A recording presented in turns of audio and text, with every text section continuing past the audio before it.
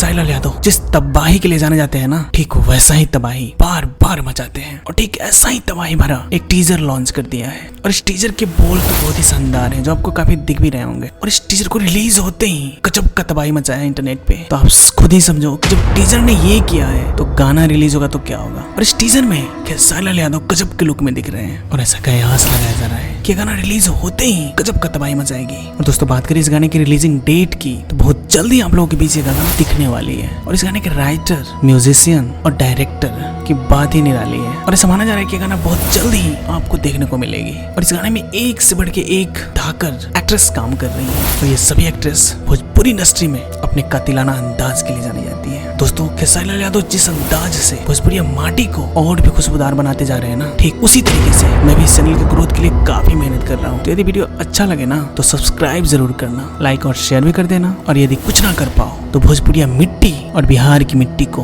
हमेशा इज्जत करना। इसी के साथ जय बिहार जय बिहारी।